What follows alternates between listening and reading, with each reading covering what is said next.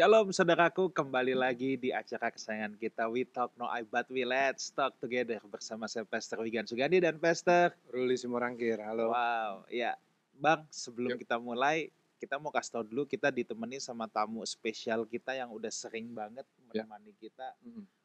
Beliau pasti sudah tidak asing lagi Dan kita di selalu dapat mata insight-insight yang teman-teman seru. We Talk, ya, dan teman-teman We Talk juga pasti bisa belajar banyak, bisa mendapatkan insight-insight yang menarik ya. Iya, benar. Ya, siapa lagi kalau bukan Ibu Rita Wahyu. Thank you so much, Bu. Shalom Pastor Wigan. Untuk Shalom, ketersediaannya datang Welcome. jauh-jauh. Shalom, Bu.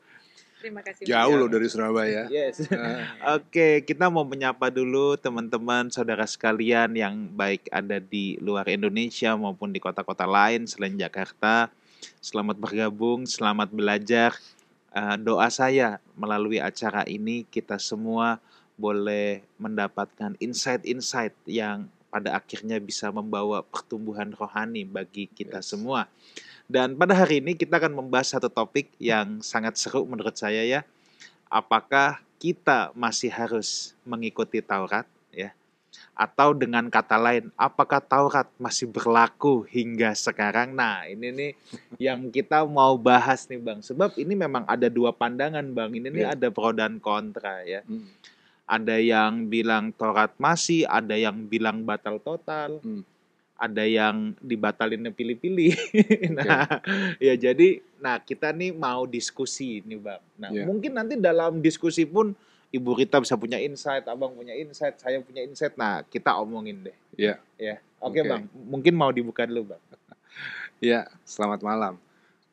Kalau kita saksiin acara ini, berarti ini kira-kira udah di bulan Agustus, bulan kemerdekaan untuk kita. Jadi merdeka, iya kan? Nah, kalau kita bicara tentang Taurat, Taurat itu kan bicara tentang suatu hukum yang berlaku mengikat. Kedatangan hidup Yesus, kematian dan pulangnya ke surga itu melepaskan kita dari belenggu Taurat. Cuman memang ini ya, topik tentang lepas dari Taurat, terikat di dalam Taurat dan lain-lain, ini bukanlah suatu topik yang sederhana.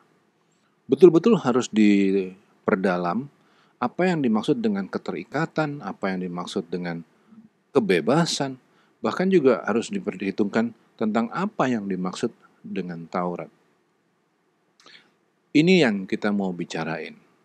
Dan kalau kita mau bicara tentang Taurat, bebas, terikat, apa segala macam ini ya, mau nggak mau memang akan ada pendapat yang berbeda-beda. Nggak mungkin sekedar hitam atau putih. Tapi pasti ada pendapat yang berbeda-beda. Lewat acara ini, kami mau sajikan bahwa pendapat orang itu berharga. Ketika kita berteologi, jangan kemudian kita sekedar ngambil posisi hitam atau putih, benar atau tidak benar, boleh tidak boleh.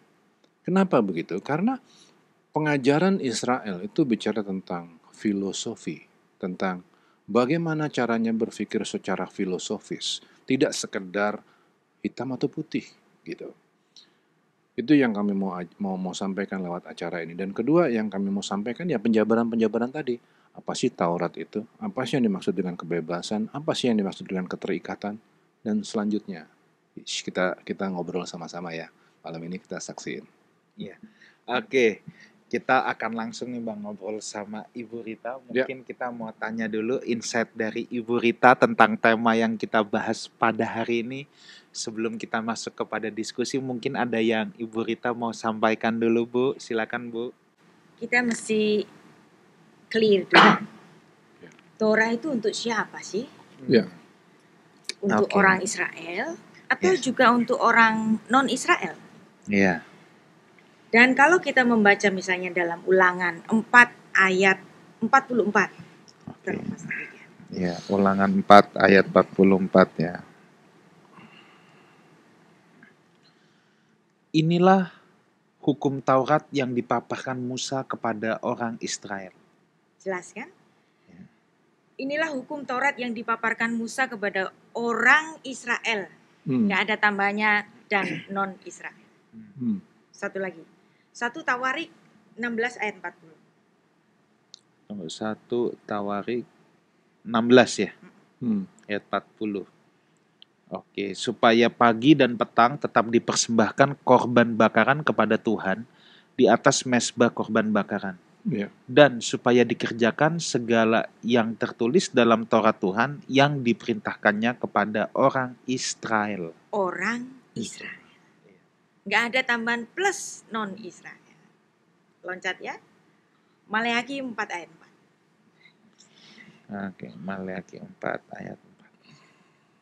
Ingatlah kepada Taurat yang telah kuperintahkan kepada Musa hambaku di Gunung Horeb untuk disampaikan kepada seluruh Israel, yakni ketetapan-ketetapan dan hukum-hukum. Dari 3 ayat yang kita pilih tadi, dan sebenarnya ada banyak sekali yang mengatakan bahwa Torah itu hanya untuk orang Israel. Nah, sekarang ada di dalam satu diskusi para rabi. Jadi dalam Talmud Yahudi itu ada 2 macam. Yang satu adalah Mishnah, yang kedua adalah Gemara. Nah, Gemara ini diskusi para rabi.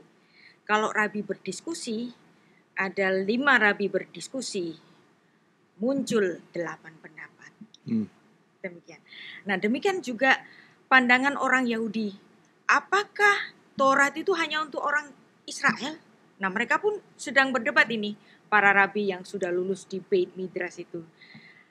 Seperti yang ditulis dalam Sanhedrin 59a, itu ada satu pendapat yang sangat ekstrim. Ya.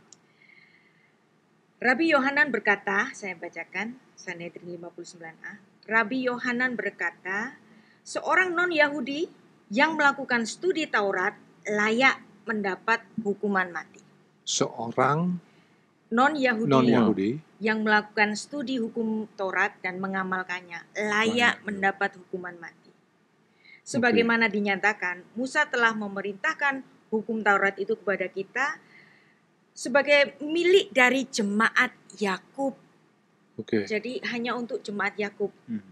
Maka kalau mengamalkan Taurat, belajar Taurat, harus dihukum mati, kata Rabi Yohanan.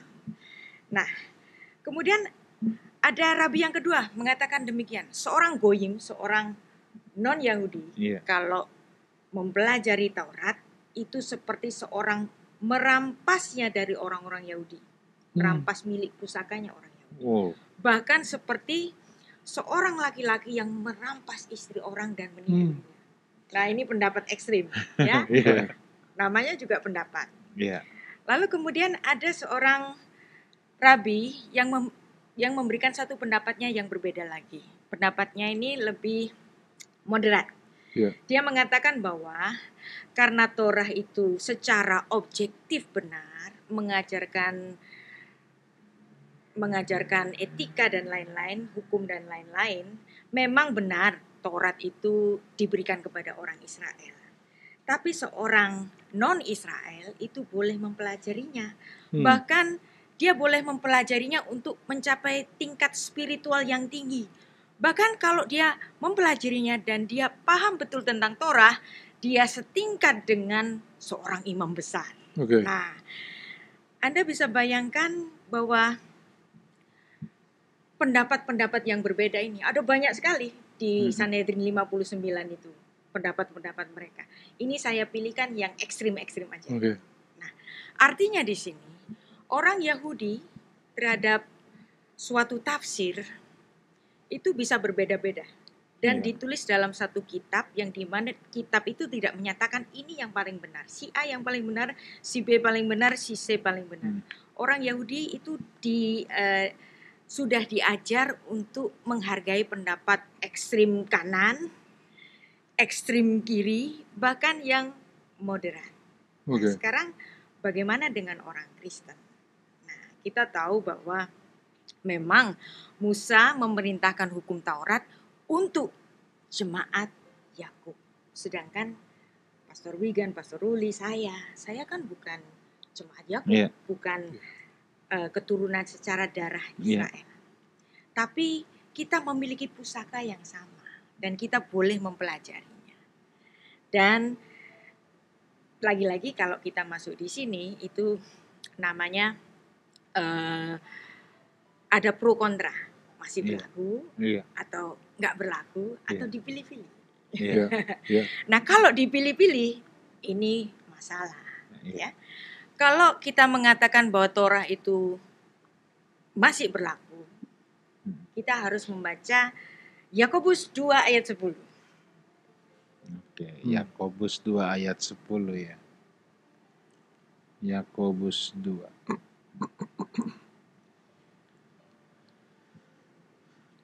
Silakan. Sebab barang siapa menuruti seluruh hukum itu tetapi mengabaikan satu bagian daripadanya, ia bersalah terhadap seluruhnya. Jadi jelas sekali kan, kalau dia menuruti seluruh hukum itu, hukum Taurat maksudnya, tapi dia bersalah pada satu saja, dia bersalah kepada semuanya. Nah, hukum Taurat itu diperinci oleh Rambam menjadi 613 perintah. Iya. Yang artinya hukum Taurat itu bukan cuma 10 hukum, enggak. Itu 10 hukum itu adalah bagian dari 613.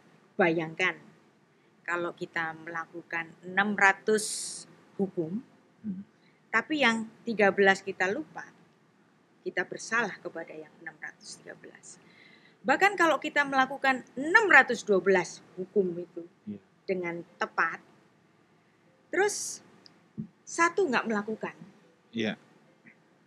itu pun dikatakan ia bersalah kepada seluruhnya. Nah, kira-kira dari mana ungkapan yang ditulis dalam Yakobus 2 ayat 10 ini muncul? Itu dituliskan dari ujaran orang Israel sendiri yang berjanji bahwa mereka akan melakukan semua hukum yang ditulis dalam kitab Musa, yaitu dalam Keluaran 24 ayat 3. Tolong Pastor Wigan. Keluaran 24 ya, ayat yang ke-3. Ya. Lalu datanglah Musa dan memberitahukan kepada bangsa itu segala firman Tuhan dan segala peraturan itu. Maka seluruh bangsa itu menjawab serentak, segala firman yang telah diucapkan Tuhan itu akan kami lakukan. Nah, artinya semua, mereka berjanji semua, berujar, bernazar melakukan semuanya. Kalau satu tidak dilakukan, bersalah kepada semuanya. Jadi orang Kristen hati-hati. Kalau Anda mengatakan bahwa hukum Taurat itu masih berlaku, jangan dipilih-pilih. Anda harus melakukan 613. Maka saya sebagai saya pribadi, Iya. ya, nggak harus sama dengan saya Pastor Wigan, Iya. kan, ya. Saya lebih memilih hukum Kristus yang Tuhan sendiri mengatakan bahwa kuknya itu ringan, hukumnya itu ringan, karena Yesus hanya memilah menjadi 2 bagian saja, mengasihi Allah dan mengasihi manusia. Dan di situ terletak segala hukum ada di hukum kasih itu. Jadi nggak usah pakai perincian atau memilah-milah. Kita sebagai umat Kristus yang sudah ditebus, untuk apa kita melakukan 613 hukum itu? Oke, ini pendapat saya. Saya lempar ke Pastor Ruli dan Bang, Pastor mau Wigan. kasih tanggapan dulu, Bang. saya mau belah-belah dulu pelan-pelan ya. Dari depan, dari tadi pernyataan dari Bu Rita yang keren-keren ini, saya mau belah-belah dulu. Pertama, tadi firman Tuhan udah dikutip kan, bahwa Taurat adalah untuk Israel. Nah, itu kan firman Tuhan, udah jelas firman Tuhan. Kenapa kita sebagai orang Kristen juga harus mempertimbangkan pendapat para nabi? What do you think? Tentu saja. Ya. Karena pendapat para nabi itu adalah seperti penjelasan dari Torah itu sendiri. Misalnya tulisan dari Raja Salomo. Ya. Dia memiliki karunia kenabian. Ketika dia mengatakan debu kembali menjadi debu, roh kembali yang menciptakannya. Ini adalah sebuah midras atau penjelasan dari kitab Torah dari Kejadian 2 ayat 7 yang dimana Tuhan itu menciptakan manusia dari debu tanah dan kemudian unsur keduanya itu adalah roh Allah yang dihembuskan melalui hidungnya. Nah, unsur ragawi, unsur bumi ini kembali menjadi debu. Kemudian roh itu kembali kepada Allah. Jadi kitab Torah dan kitab para nabi termasuk Ketuvim, tulisan-tulisan kudus itu semua menjadi satu bagian yang integral yang harus juga dipelajari orang Kristen. Masalahnya, apakah orang Kristen itu terikat pada hukum Torah? Nah, ini yang nanti kita akan dalami. Apakah Taurat itu batal sebagian atau batal seluruhnya? Ya, kalau Pastor Wigan mikirnya gimana? Kenapa kita harus pertimbangin pendapat para nabi? Do you have any insights? Mungkin saya mulai dari Tauratnya dulu nih ya Bang. Oke. Mulai dari Tauratnya. Saya melihat bahwa ketika Tuhan memberikan Taurat ini kepada bangsa Israel, mereka saat itu kan boleh dikata bangsa yang tidak berhukum. Mereka bangsa budak yang habis keluar dari perbudakan. Mereka nggak tahu apa-apa dan bangsa yang nggak pernah diajar ini Bang. Nah, jadi treatmentnya itu memang Tuhan mentreatment mereka sebagai anak-anak. Sebagai anak-anak. Maka diberikanlah hukum. Dimana kalau kita baca hukum itu sekarang, dari 613 itu mungkin ada beberapa yang kita ketawa. Ya kan? Kalau kita baca, contohnya, saya lagi haid, saya kagak boleh ke gereja. Misalnya gitu ya. Dan ada banyak hukum-hukum yang lain gitu loh. Nah, tapi itulah pada saat itu Tuhan melihat bangsa Israel itu sebagai anak-anak. Belum lagi makanannya juga diatur semua. Tapi kan memang secara medis kan apa yang Tuhan larang itu semua kolesterol tinggi ya. Ya, saat itu mereka tentu ilmu medis belum maju pada saat itu, nggak ada Lipitor, Lipantil, Simvastatin dan kawan-kawannya. Apal. ya. Dan mereka itu harus melakukan perjalanan yang melelahkan di padang gurun. Jadi tentunya Tuhan larang. Jadi memang banyak sampai perintilan-perintilan kecil. Kenapa sampai perintilan kecil? Karena Tuhan melihat dia sebagai anak-anak.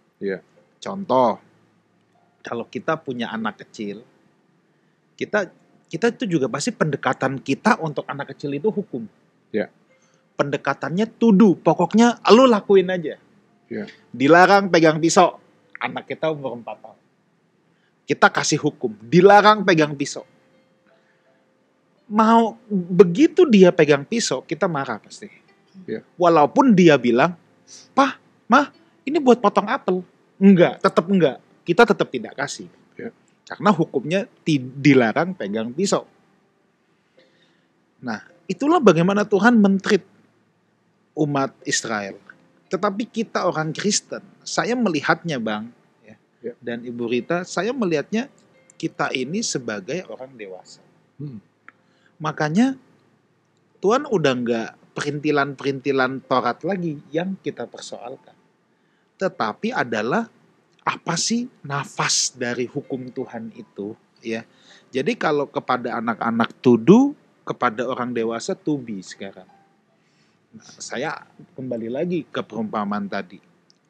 Tadi untuk anak 4 tahun, begitu dia pegang pisau, nggak mau tahu. Kita marah. Tapi kalau anak kita udah dewasa, udah umur 17 tahun, dia pegang pisau. Udah pegang pisau tajam nih. Kita tanya, lu mau ngapain? Iya dong. Nah tergantung, kalau mau potong pepaya, ya udah potong aja. Masa kita larang? Emang dia anak idiot apa? Tapi kalau dia bilang, gue mau tusuk tetangga mah. Nah, ini baru kita hajar pasti. Nah jadi begitulah treatmentnya. Nah jadi ketika kita bilang, saya setuju dengan Ibu Rita ya, apakah Taurat tidak berlaku? Iya. Memang saya mungkin baca satu ayat ya. Ini sekarang saya baca satu ayat. Oke, tapi gini kan, tadi pertanyaannya gini. Ini kan udah jelas firman Tuhan bilang bahwa Taurat itu adalah untuk Israel. Iya. Tapi kenapa kita harus dengerin pendapat Rabi? Gitu. Rabi atau Nabi? Rabi, oke. Rabi. Oke, Bang. Nah, ini aku teruskan dulu ya. Lanjut dulu. Efesus 2 ayat 15.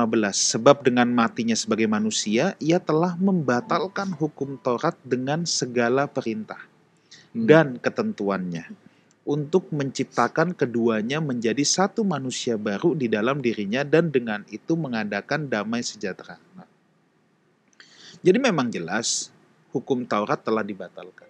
Oke. Tetapi kan banyak orang yang begitu melihat ini, oh hukum Taurat sudah apa dibatalkan. Iya. Berarti gue boleh suka-suka dong. Oke. Jangan berzina, oh gue boleh dong. Kan ini hukumnya sudah dibatalkan. Nah ini loh, makanya tadi kan kalau fokus kepada Israel to do, kepada kita to be, kita harus tahu nafasnya. Sebenarnya dalam perjanjian baru ini lebih sukar lagi. Lihat mengingini berzina. Dalam Taurat kamu jangan membunuh. Iya. Berarti kalau nyawa sesama kita belum ini, mau kita dari belakang brengsek lu ya emang ya, kita katain pakai binatang. Juga kalau dalam kacamata Taurat belum salah. Tapi kalau dalam kacamata perjanjian baru, kacamata kasih karunia, membenci saja sudah membunuh. Jadi ini sebenarnya nafasnya. Nah sekarang kembali lagi nih ke pertanyaan abang. Nah saya melihat gini, kan kita juga tidak bisa bilang gini, oke, batal. Berarti gue udah gak usah baca ya dari kitab Keluaran sampai Ulangan. Ngapain saya baca? Buang aja itu. Kalau perlu kita bebas dari Alkitab, kita singkirkan itu. Nah di sini loh, kita tetap memerlukan itu semua untuk melihat apa?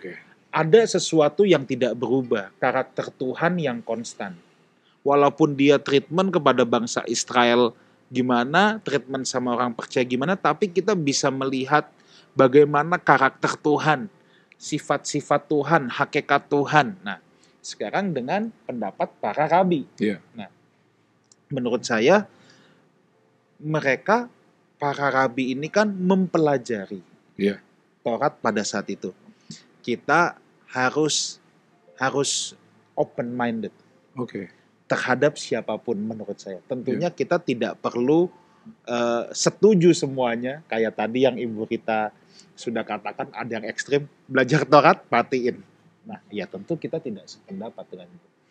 Tapi pasti masih ada banyak pendapat-pendapat rabi yang sangat baik yang kita bisa adopsi. Ya, kalau saya sih terima banget apa yang disampaikan Bu Rita, bahwa kita juga harus mempertimbangkan pendapat-pendapat para rabi. Karena apa?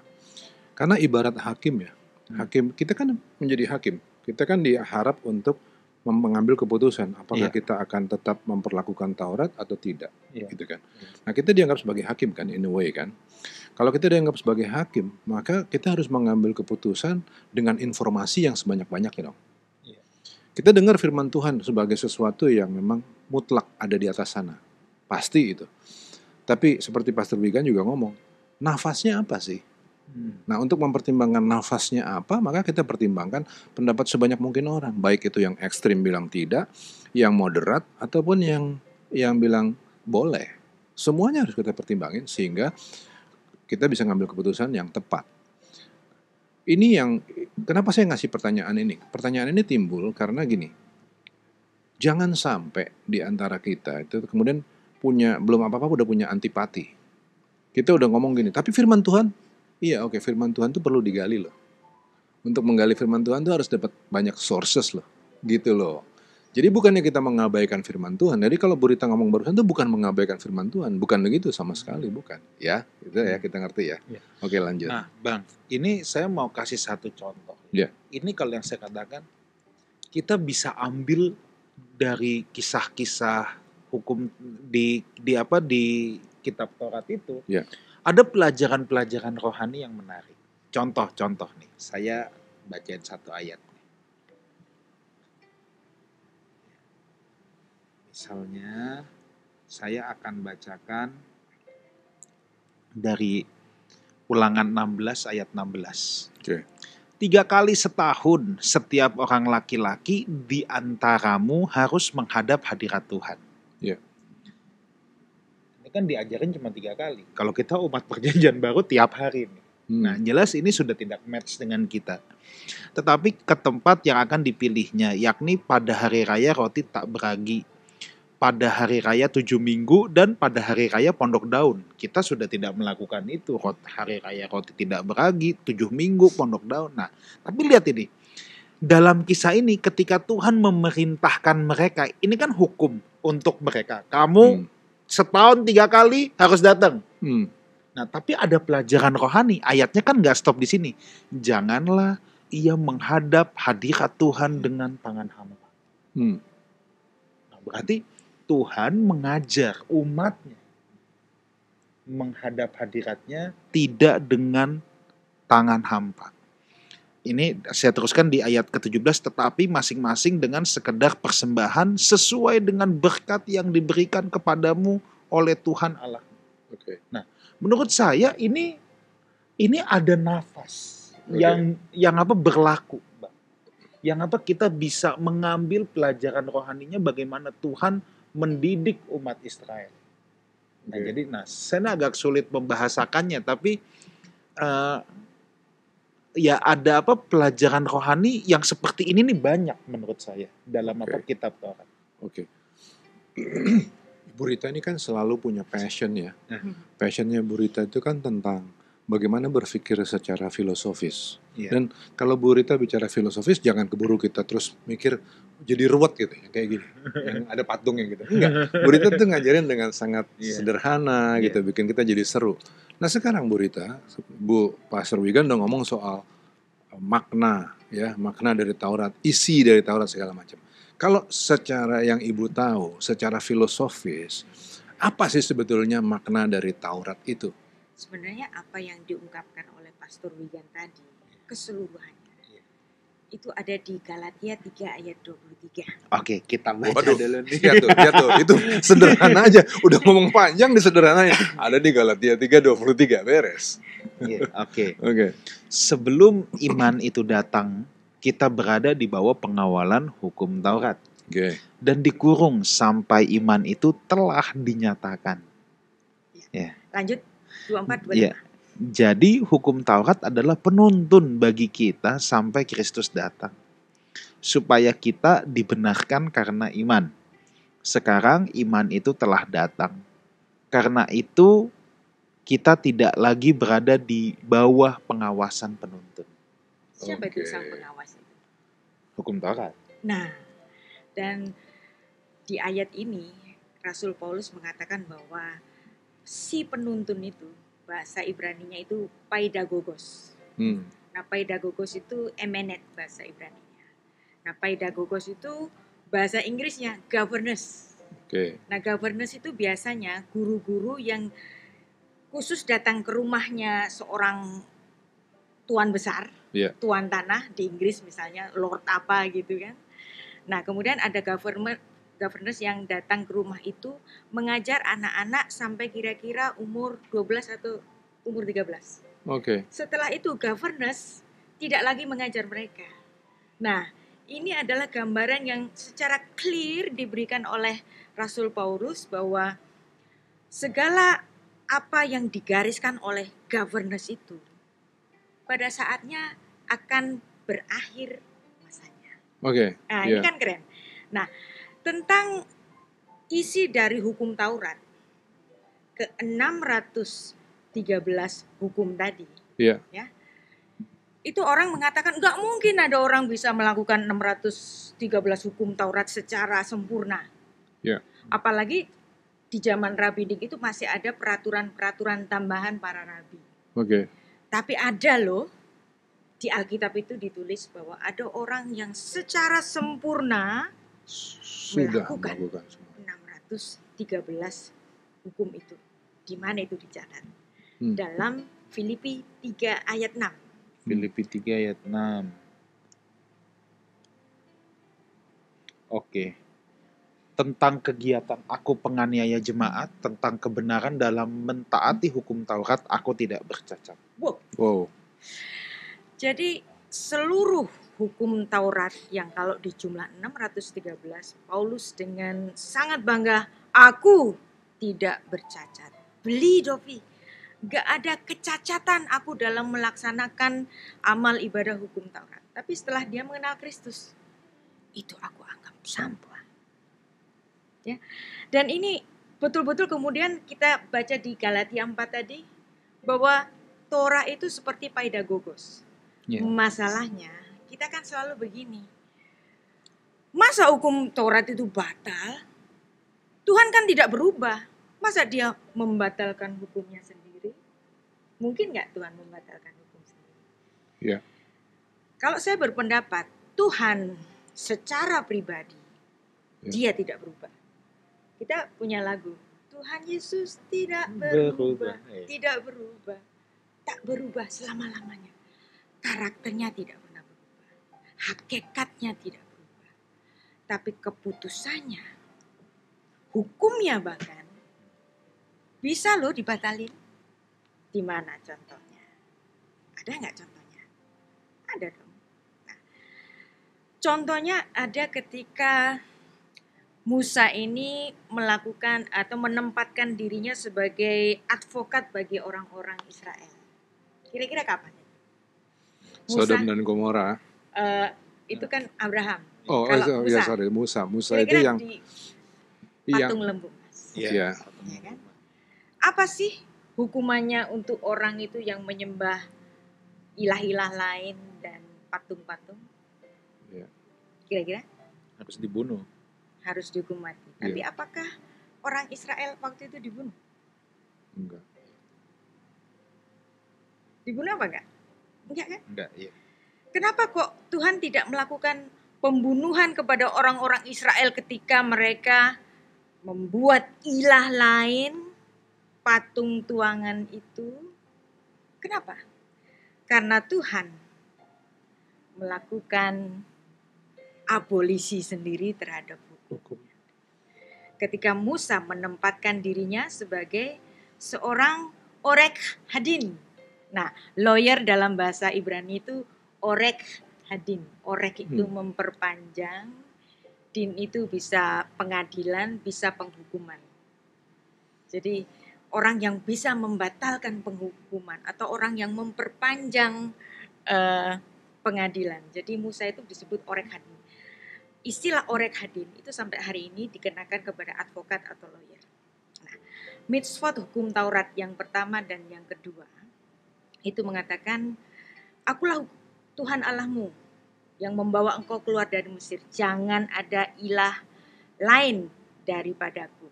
Kemudian konsekuensi dari pelanggaran hukum ini apa? Keluaran 22 ayat 20. Pastor Wigan, tolong. Keluaran 22 ayat 20. Siapa yang mempersembahkan korban kepada Allah kecuali kepada Tuhan sendiri, haruslah ia ditumpas. Wow. Jadi kalau membuat patung lembu emas, orang Israel harus ditumpas dong. Dan Musa tahu hukum ini. Dia melakukan satu advokasi kepada Tuhan. Tuhan, sudah susah-susah kau keluarkan bangsa Israel keluar dari Mesir. Terus dengan satu kesalahan, gara-gara mereka membuat patung tuangan itu. Terus masa mereka engkau bunuh semuanya? Musa berkata demikian. Terus Tuhan, enggak. Kejahatan orang Israel itu sudah kelewat batas. Aku mau membunuh mereka dan aku mulai bangsa Israel itu dari kamu aja. Terus apa yang dilakukan oleh Musa? Kalau gitu gimana kalau aku aja yang mati Tuhan? Wow, ini adalah seorang lawyer yang sangat luar biasa. Musa berani mempersuasi Tuhan. Tuhan tolong deh, batalin itu hukum. Kan percuma. Engkau susah-susah keluarin bangsa Israel, dibawa ke padang gurun, membelah Laut Merah, membuat segala macam tulah-tulah 10 tulah di Mesir. Sampai di sini satu kesalahan, masa dihukum? Lalu apa yang dikatakan oleh Tuhan? Ya, Tuhan nggak jadi loh melakukan ini. Walaupun mereka itu tegar tengkuk, dan Tuhan mengatakan, biar aku mau marah sama mereka. Jahat sih, mereka menyembah ilah-ilah yang lain. Tapi mediasi Musa itu melunakkan hati Tuhan. Ini cantik sekali. Bagaimana seorang advokat yang orek hadin, dia mencoba memperpanjang kemarahan Tuhan, kesabaran Tuhan ini, dan Tuhan jangan marah deh. Kita baca Keluaran 32 ayat 11 sampai 12. 32 ya, ayat 11. Lalu Musa mencoba melunakkan hati Tuhan Allahnya dengan berkata, "Mengapakah Tuhan murkamu bangkit terhadap umatmu yang telah kau bawa keluar dari tanah Mesir dengan kekuatan yang besar dan dengan tangan yang kuat? Mengapakah orang Mesir akan berkata dia membawa mereka keluar dengan maksud menimpakan malapetaka kepada mereka dan membunuh mereka di gunung dan membinasakannya dari muka bumi?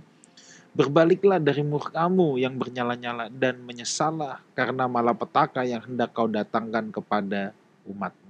Nah, nggak cuma di situ saja. Terus kemudian Musa ini ingetin sejarah kayak Tuhan nggak Iya. maha tahu aja. Ayat 14 ya dong, ayat 14 ya. Oke. Tuhan ambil Ayat- pertimbangannya Oke, Musa. kita baca 13 dulu, Iya. 13 dulu. Ingatlah kepada Abraham, Ishak Iya, dan iya, Israel iya. hamba-hambamu itu, sebab kepada mereka engkau telah bersumpah demi dirimu sendiri dengan berfirman kepada mereka, "Aku akan membuat keturunanmu sebagai bintang di langit, dan seluruh negeri yang kujanjikan ini akan kuberikan kepada keturunanmu supaya dimilikinya untuk selama-lamanya." Dia Ayat ngingetin Tuhan, bukankah engkau pernah berjanji pada Abraham? Masa sih lupa? Nah, ayat 14, keren. Iya. Diambil pertimbangannya. dan menyesallah Tuhan karena malapetaka yang dirancangkannya atas umatnya. Nah, ini nih sering menjadi pertanyaan, kok Tuhan bisa nyesel gitu kan? Ya. Bukankah penyesalan itu terjadi ketika ada mediasi dari Musa? Bukankah ini adalah abolisi? Bisa loh, hukum dari Raja Semesta itu dibatalkan oleh seorang Orek Hadin, seorang advokat bagi bangsa Israel. Jadi kalau seandainya dalam Efesus 2 ayat 15, Paulus mengatakan hukum Taurat itu batal. Mungkin nggak sih? Kalau dulu pernah, kalau sekarang dibatalkan juga, mungkin nggak kira-kira? Pastor Ruli, kira-kira gimana? Ya sangat bisa. Berarti kan Paulus waktu itu ngambil pendapat dengan sangat tepat. Kalau dia nggak tepat waktu itu kan pasti dilawan itu sama orang-orang rabi-rabi di zaman itu. Ternyata kan diterima kan Ya. pendapatnya dia itu. Jadi ya memang benar bahwa hari ini kita juga bisa berpendapat bahwa betul pendapat Paulus itu. Taurat hanya berlaku sampai kedatangan Yesus. Nah, Oke. dan kalau kita membaca balik sekali lagi yang dibaca oleh Pastor Wigan tadi, Efesus 2 ayat 15, Ya. dengan matinya Ya, dengan matinya sebagai manusia, ia telah membatalkan hukum Taurat dengan segala perintah Ya. dan ketentuannya, Ya. untuk menciptakan keduanya menjadi satu manusia baru di dalam dirinya dan dengan itu mengadakan damai sejahtera. apa yang ditulis dalam Keluaran pasal 22 ini menjadi dasar dari midrasnya Rasul Paulus di sini. Efesus 2 ayat 15. Jadi kita jangan cuma mengatakan bahwa Rasul Paulus itu langsung nulis kayak begini. Paulus adalah seorang rabi yang juga bergemara, yang dimana dia juga berdebat, berdiskusi dengan para rabi yang lainnya, ketika dia mengeluarkan satu statement, suatu tesis. Dengan matinya Yesus, dia membatalkan hukum Taurat. Nah, kata batal bahasa Indonesia itu diambil dari bahasa Arab yang asalnya itu dari bahasa Ibrani, BTL batal, lebatel batal, itu memang cancel. Jadi abolish. Dan kalau kita membacanya dalam King James, itu betul-betul terjemahan dari abolish. Abolish itu adalah terjemahan dari kata batal itu tadi. Ya. Pastor Wigan, bahasa Inggrisnya. Ini keren juga. Ini King James ya. Ya, King James. Having abolished in his flesh the enmity, the law of commandments in ordinance, for to make in himself of twain one new man, so making peace. Jadi betul-betul ada abolisi. Heeh. Dan yang dimana dulu pernah ada abolisi. Sekarang abolisinya terjadi bukan diabolisi, telak-telak diabolisi saja, tetapi karena ada Yesus yang mati, yang menyelesaikan segala tuntutan Taurat itu, sehingga Taurat itu menjadi batal.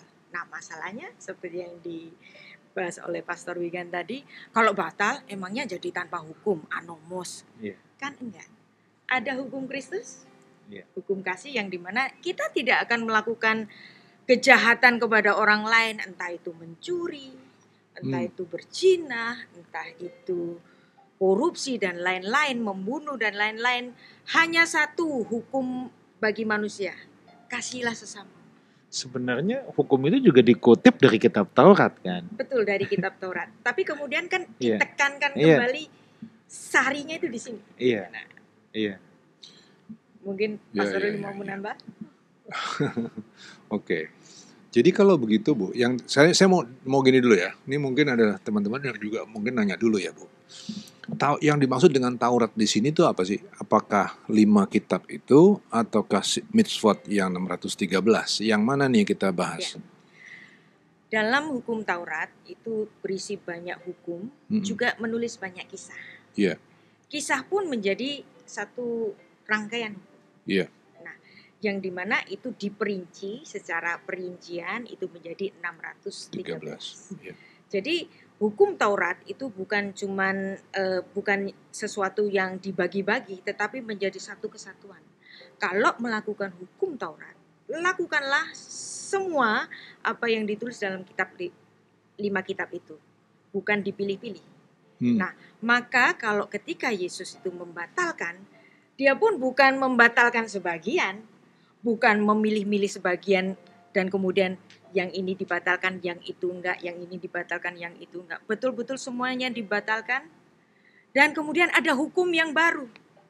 Ada perintah yang baru dari Allah yang inkarnasi. Hukum kasih itu yang mendasari semua, yang dimana kalau di kitab Torah itu jangan kamu makan makanan-makanan low kosher misalnya, jangan melakukan ini, jangan melakukan itu, jangan tidur dengan sanakmu, jangan tidur dengan mertuamu, atau semuanya diperinci antara dengan boleh, tidak boleh. Tetapi di dalam hukum kasih, aku tidak akan menjadi koruptor karena aku mengasihi sesama. Aku tidak akan membunuh saudaraku karena aku mengasihi sesama. Jadi ketika dihukum kasih, kita bukan soal boleh atau tidak boleh, tetapi kita mengerti esensi dari hukum itu bagaimana menjadi cerminan dari wajah Kristus ketika kita hidup. Bukan soal boleh nggak boleh. Jadi sebetulnya ide yang barusan semua kita bicarain itu tuh sebenarnya sesuai dengan nafas hukum sampai dengan hari ini ya. Nafas hukum, yang saya maksud dengan nafas hukum itu nafas undang-undang. Sebetulnya suatu idealisme hukum adalah keadaan di mana seolah-olah tidak ada hukum. Itu idealismenya tuh. Yaitu bagaimana sekalipun seolah-olah tidak ada perintah boleh atau tidak boleh, orang tidak melakukan kejahatan karena mereka mengerti bahwa kejahatan itu tidak boleh dilakukan. Karena mereka nggak mau bikin kejahatan. Itu yang indah. Nah, kalau itu diterapin misalnya dalam rumah tangga ya. Kan rumah tangga yang sehat kan nggak ada aturan mengenai kamu suami harus pulang sampai di rumah jam 8 lewat 12. Lebih dari jam 8.12 kamu kunciin pintu, kan nggak ada cerita begitu kan. Suami istri yang sehat kan akan tahu jam berapa mereka pantas untuk pulang. Kalau misalnya belum pulang juga sampai malam, istri atau suaminya juga pasti paham bahwa suaminya atau istrinya lagi ada di luar untuk urusan tertentu, nggak jadi curiga kan. Itu kan suatu kondisi di mana seolah-olah tanpa hukum. Kan gitu ya. Nah, kehadiran Yesus yang disampaikan barusan ini meniadakan seluruh hukum itu, tapi bukan berarti kemudian berlaku suatu keadaan di mana jadi tanpa hukum. No. Bukan jadi wild west gitu yang bisa tembak-tembakan sana sini, enggak. Itu cerita wild west. Tapi kalau untuk kondisinya di dalam kebenaran firman Tuhan, sebiarpun kita dibebaskan untuk melakukan kejahatan, tapi kita memilih untuk tidak melakukan kejahatan. Kenapa? Karena mengasihi Tuhan. Nah, ada lagi konsep lain lagi di dalam hukum. Konsep lain bilang begini, apa sih sebetulnya hukum itu? Hukum bukanlah soal aturan, suruhan, dan kebolehan. No. Hukum itu adalah mengenai kesedapan hidup. Nah, kalau menuju suatu kesedapan hidup, maka suruhan, aturan, dan kebolehan ini sebenarnya itu cuma kendaraan. Kendaraan untuk mempertahankan kesedapan hidup. Jadi sekarang gimana kita nerapinnya ke hari ini? Harusnya begini, kita berusaha untuk membangun kesedapan hidup sehingga melalui hidup kita ini nama Tuhan dimuliakan. Gitu. Gimana caranya memuliakan nama Tuhan? Dengan tidak melakukan sesuatu yang nggak menarik, yang tidak bagus, yang nggak sehat, yang tidak memuliakan Tuhan. Bukan karena takut dihukum. Bukan karena takut nanti masuk neraka. Tapi karena kesadaran kita bahwa kita mengasihi dia. Itu loh nafasnya. Betul nggak sih? Itu kan yang dari tadi kita omongin kan begitu. Nah, Bu, saya mungkin mau ke satu ayat dulu nih, Bu. Ini Iya. pasti teman-teman banyak yang bertanya-tanya ya oleh Oke. perkataan Saya Tuhan bisa Yesus tebak. sendiri. Ya.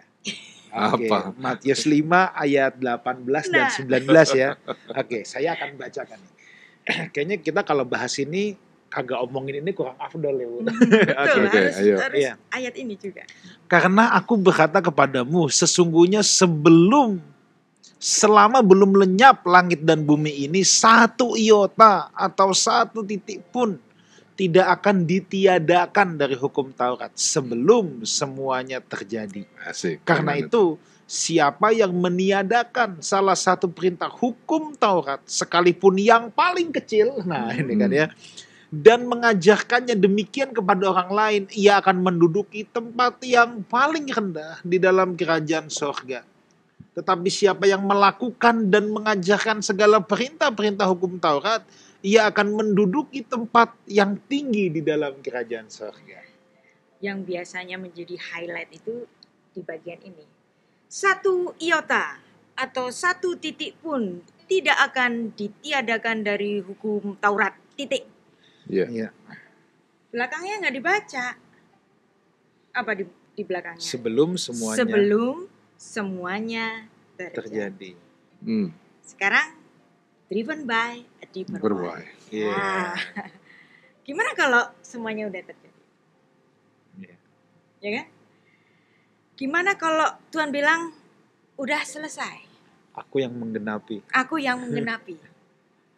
Kalau Tuhan belum menggenapi dan orang itu mengganti itu hukum Taurat, terkutuklah dia. Ya. Tapi ketika semuanya sudah terjadi dan Tuhan mengatakan tetelestai, jadi Torah itu dengan sendirinya batal demi hukum. Itulah yang dituliskan oleh Rasul Paulus yang sudah kita baca tadi, Efesus 2 ayat 15. Dengan matinya Yesus dalam kemanusiaannya itu, ketika dia bilang tetelestai, Taurat itu dengan sendirinya batal. Nah, orang kan selalu begitu. Kalau batal artinya tanpa hukum. Dan kita sudah membahasnya berulang-ulang kali bahwa batalnya hukum Taurat itu bukan berarti tanpa hukum. Kita memiliki hukum yang punya esensi, yang punya bobot lebih dalam lagi, lebih berat lagi, yang seolah-olah tanpa hukum, tapi sebenarnya ada hukum di situ, yaitu hukum kasih, yang kita melakukan sesuatu bukan karena boleh atau tidak boleh, tetapi kita melakukannya dengan nalar sebagai orang dewasa. Seperti tadi yang sudah dikasih ilustrasi, seorang anak kecil pegang pisau langsung dimarahi bapaknya. Tapi seorang yang sudah dewasa, dia pegang pisau, bapaknya akan tahu pisau itu digunakan untuk apa. Digunakan untuk kebaikan, dia akan tahu. Begitu mau digunakan untuk kejahatan, bapaknya langsung bertindak. Barulah ketika saat itu melakukan intentionnya untuk melakukan kejahatan, barulah bapaknya bertindak. Tetapi ketika bapaknya mengamati dari jauh, oh ini untuk masak nih, ini untuk motong buah nih, itu tidak apa-apa. Begitu maksud saya. Oke, Bu. Jadi ayat 19 ini tentang tempat paling kecil ya. Itu bicara sebelum semuanya terjadi. Iya. Oke, baik. Bang, Ya. mungkin ada yang mau ditambahkan lagi, Bang? Kita tanpa terasa sudah di penghujung juga. Mungkin Belum. Tadi saya lagi nyatet karena saya sendiri juga jadi banyak belajar nih di sini. Saya nulis nih dari tadi. Oke, belum. Oke. Ibu Rita, nah mungkin sekarang saya mau tanya satu pertanyaan lagi ya. Ini mungkin agak nyerempet dikit nih. Tapi kita pasti kagak bisa membahas lengkap pasti. Gimana dengan perpuluhan? Persepuluhan. Persepuluhan nggak apa-apa sih kalau ada pendeta mengatakan persepuluhan masih berlaku, tapi konsekuensinya dia harus melakukan yang 612 lainnya. Oke. Jadi buat saya free aja. Anda mengatakan Taurat masih berlaku, silakan. Perpuluhan masih berlaku, silakan. Tapi jangan dipilah-pilah cuma satu atau dua yang enak-enak aja dong. Ada 613, jangan diambil satu. 612-nya Anda juga harus melakukan. Kalau kita mikirnya begini boleh nggak Bu? Kita mikirnya gini ya. Sebetulnya yang diajar sama Taurat itu membawa orang kepada suatu penundukan diri sebetulnya. Seluruh yang 613 itu deh, 5 kitab itu deh. Bahkan seluruh kitab perjanjian lama itu bicara tentang penundukan diri. Itu intisarinya kan ya. Nah sekarang, apabila kita ngerti bahwa tujuan dari semuanya ini adalah suatu penundukan diri. Kemudian dalam semangat itu, kita tetap melaksanakan persepuluhan. Dengan semangat itu tetap melaksanakan persepuluhan bukan demi menepati hukum Taurat. Iya. Tetapi kita tahu bahwa pelayanan memerlukan biaya. Iya. Kita mengasihi bahwa pelayanan ini kita itu yang namanya sedekah. Sedekah itu berbuat keadilan. Iya. Misalnya gini, saya punya 5 roti. Punya 5 roti, nggak adil deh kalau 5 roti itu saya makan semuanya, saya jadi obesitas. Iya. Maka saya menyisihkan 4 roti lainnya untuk dibagikan ke orang-orang yang memerlukan. Iya. Jadi kita memiliki satu mindset bahwa ketika kita memberikan persembahan bukan karena mentaati hukum, tetapi karena cinta. Jika engkau mencintai, engkau pasti memberi. Nah, bahasa Ibraninya cinta itu ahav, alef, ya, kemudian he itu heavy. Orang pertama, alef, nilainya 1, heavy, bringing something, kemudian ke bet, orang kedua. Jadi kalau cinta itu selalu bring something to other. Yes. Jadi kalau kita memberikan persembahan bukan karena ditakut-takuti gara-gara ada kitab Malaki tentang binatang belalang pelahap, tetapi karena kita kalau cinta kamu akan memberi. Seorang suami mencintai istrinya. Dia tidak memikirkan uang itu sebagai miliknya sendiri, tetapi dia akan memberikan yang terbaik untuk istrinya, untuk anaknya. Karena cinta itu selalu memberi. Jadi sekali lagi kita nanti akan bahas khusus persepuluhan tentang persepuluhan. Jadi sekali lagi ini sebetulnya kan bukan soal boleh atau tidak boleh. Kan? Boleh apabila, kan begitu. Boleh apabila dengan pertimbangan-pertimbangan yang tepat. Tidak boleh apabila tidak dilakukan pertimbangan, kan begitu jadinya ya. Nah, contohnya ya, persepuluhan ini kan banyak juga menjadi kontroversi sepanjang masa ya. Tapi ketika orang, kenapa jadi kontroversi? Kontroversi itu karena orang sekedar bilang boleh, tidak boleh. Ini jadi kontroversi. A atau B, gelap atau putih, gitu kan ya. Nah, barusan yang Ibu Rita ngomong itu kan jadi mendalam kan. Itulah filosofi namanya, pikirin yang mendalam. Prakteknya loh Bu, ada gereja yang saya kenal melaksanakan persepuluhan. Ini mungkin bisa kita contoh. Dia ngambil persepuluhan memang, tapi pertama dia nggak ngancam. Kedua, yang mereka terima itu mereka pakai 10% untuk gaji, perawatan gedung, kemudian mereka juga ngasih kepada janda-janda. Yang 90% mereka serahin lagi untuk pelayanan full. Nah, kalau cara berpikirnya panjang begitu kan jadi keren. Nah, mari kita menjadi orang-orang yang berpikir panjang. Alkitab tuh nggak bicara tentang boleh nggak boleh loh. Alkitab bicara tentang penundukan diri. Nah, penundukan diri itu harus dimulai dari top leader. Top leadernya harus nunjukin bahwa memang mereka betul-betul menundukkan diri untuk kemuliaan Tuhan. Oke. Nah, saudara kita akan bahas nanti khususnya tentang perpuluhan. Tapi intinya kalau orang bilang udah nggak berlaku, gue udah nggak usah memberi lagi. itu sama aja bilang Taurat nggak berlaku, berarti gue boleh membunuh sekarang. Nah, jadi Iya. jangan sampai miskonsepsi ya. Oke, Bang Roli, Ibu Rita, kita sudah di penghujung acara. Iya. Waktu kita sudah habis, mungkin ada conclusion dulu dari Ibu Rita, satu kalimat. Taurat adalah memang untuk orang Israel, tetapi kita dapat belajar banyak dari situ, dan orang Kristen harus belajar tentang Taurat walaupun tidak di dalam hukum Taurat, karena hukum kasih itu yang mendasari untuk pengertiannya itu adalah dari belajar Torah. Dari belajar Torah kita akan memahami esensi dari hukum kasih. Jadi Perjanjian Lama dan Perjanjian Baru itu tidak pernah lepas terpisah, tetapi sesuatu yang berurutan, yang keduanya harus kita pelajari. Iya. Bang, ada sepatah dua patah kata. Ya, kalau dari saya begini.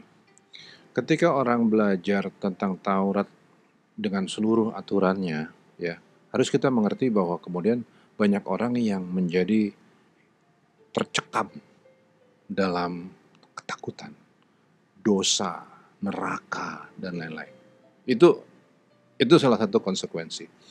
Nah, padahal Tuhan Yesus bilang begini, dengan kehadirannya dia menebus kita semua, kita nggak harus lagi masih tetap di dalam ketakutan yang itu. Kita nggak di dalam ketakutan yang itu. Kita di dalam suatu hubungan yang manis bersama-sama dengan Tuhan.